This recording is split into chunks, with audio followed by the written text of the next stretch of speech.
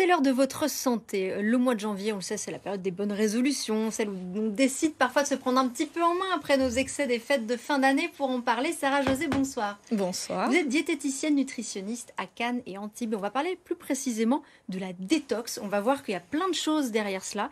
D'abord, un chiffre qu'on va découvrir ensemble. 1 à 3 semaines, c'est la durée en général que dure une détox. Voilà ce chiffre du jour.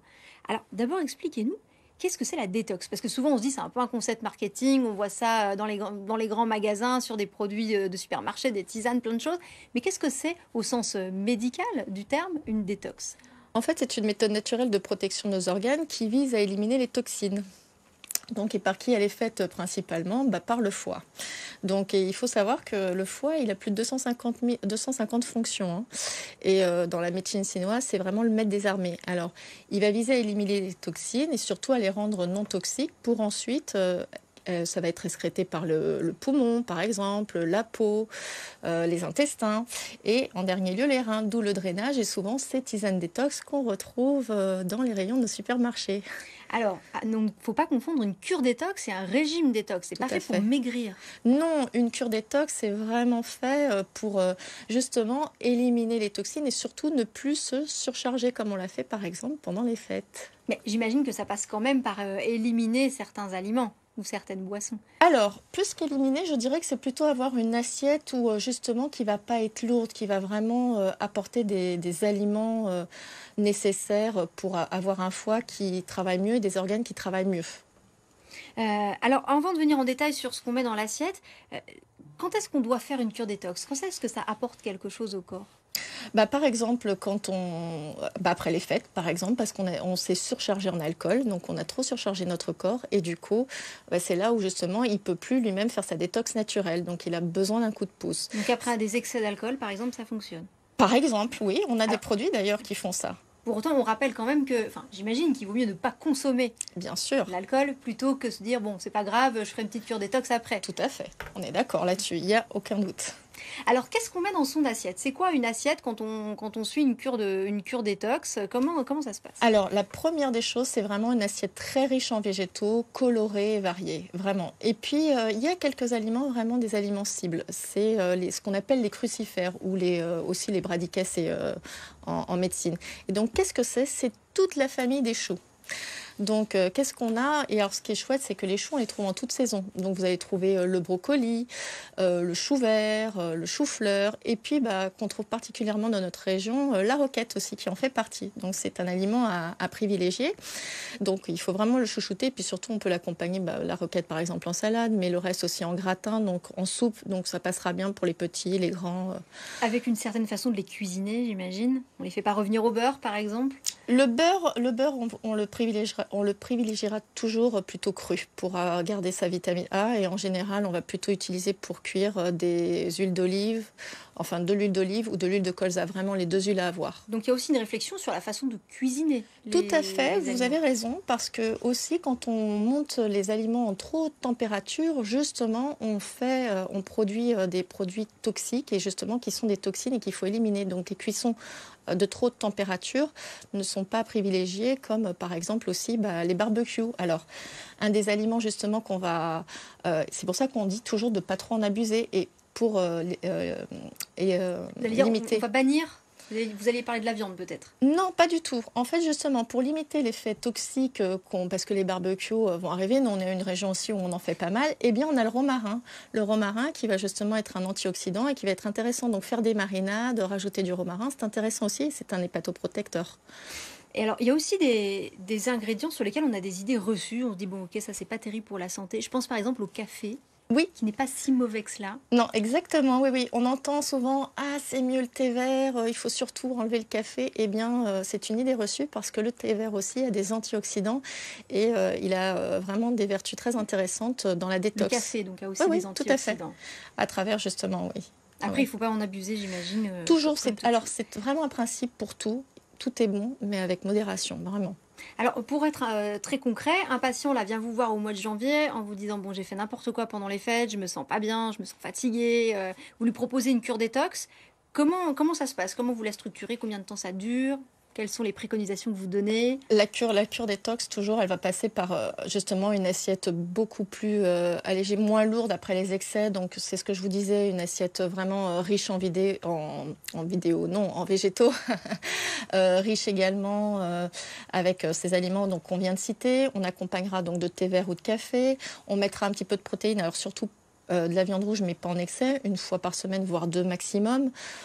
Poisson, huile d'olive et huile de colza qu'on va privilégier également. Et puis, on pourra rajouter par exemple aussi les fruits rouges qui sont assez intéressants dans cette assiette détox parce que justement, il y a ce qu'on appelle l'acide élagique qui est un polyphénol ou un antioxydant, pour résumer, et qui justement aussi a un rôle hépatoprotecteur. Est-ce qu'il y a des choses qu'on élimine totalement?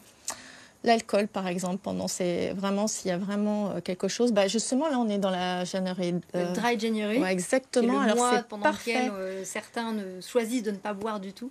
Vraiment, c'est parfait. C'est justement l'occasion, du coup, de commencer la détox. Et c'est très intéressant parce que, justement, on met le corps, parce qu'il ne faut pas oublier la détox. Vraiment, l'important, c'est de mettre un peu son corps au repos et de pas le surcharger, donc vraiment de lui permettre d'éliminer les toxines. Et il vaut mieux se faire accompagner par un professionnel comme vous, ou on peut le faire chez soi déjà en on peut déjà commencer comme ça, mais quand on voit qu'on est fatigué, qu'on a un peu la langue pâteuse, qu'on a du mal à reprendre, il est intéressant quand même de se faire accompagner parce qu'on va pouvoir supplémenter peut-être. Alors, vous me dites c'est pas fait pour maigrir, mais de fait, si on a fait des excès et qu'on se met à manger aussi sainement, il est probable qu'on perde peut-être 2-3 kilos. Eh bien, vous avez raison. Est-ce qu'il n'y a pas un risque d'effet rebond quand on arrête, quand on termine cette cure détox? Alors, l'effet rebond, c'est justement quand on ne sait pas trop comment faire et que justement, par exemple, lorsqu'on fait une assiette surtout hypocalorique et ce qu'on appelle une assiette hypolipidique, c'est-à-dire très pauvre, finalement, souvent, on arrête totalement les matières grasses, on prend du 0%,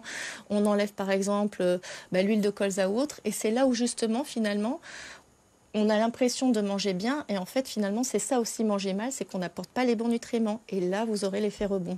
Est-ce qu'il y a des recommandations en termes de quantité dans son assiette? C'est-à-dire? Eh bien, est-ce qu'on peut manger autant qu'on veut de ces aliments sains? Alors, je dirais autant qu'on veut.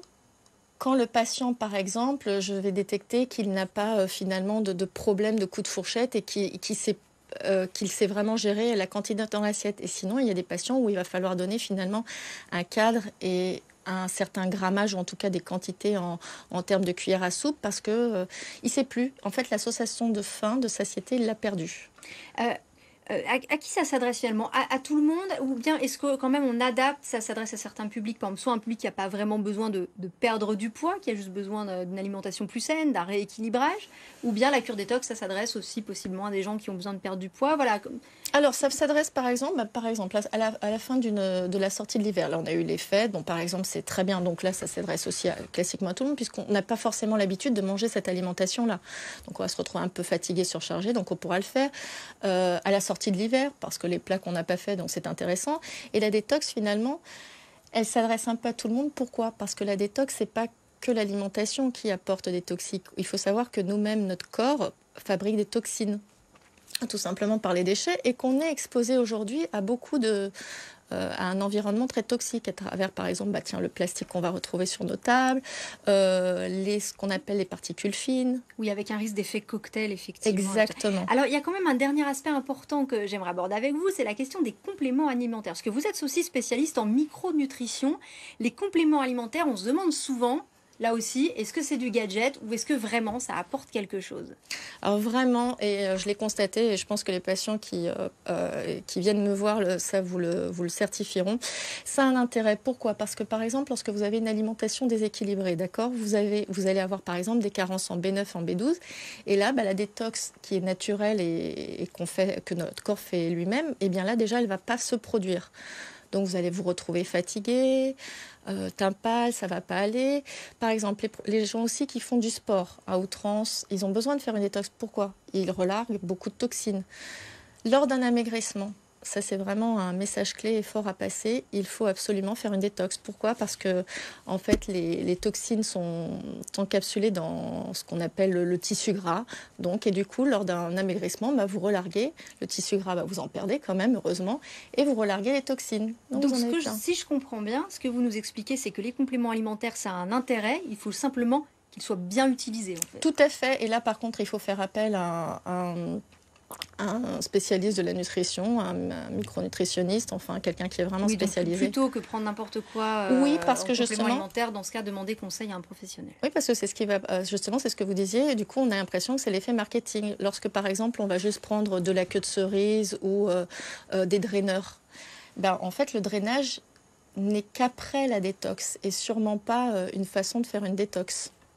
Merci beaucoup, on y voit beaucoup plus clair sur cette question-là. Merci beaucoup Sarah José, diététicienne nutritionniste. Vous exercez à Cannes et Antibes, d'avoir été sur le plateau de Bonsoir la Côte d'Azur. Et demain c'est vendredi, c'est Top Sortie comme chaque semaine. Notre invité sera Pierre Cossin, qui est directeur du forum Jacques Prévert de Carrosse.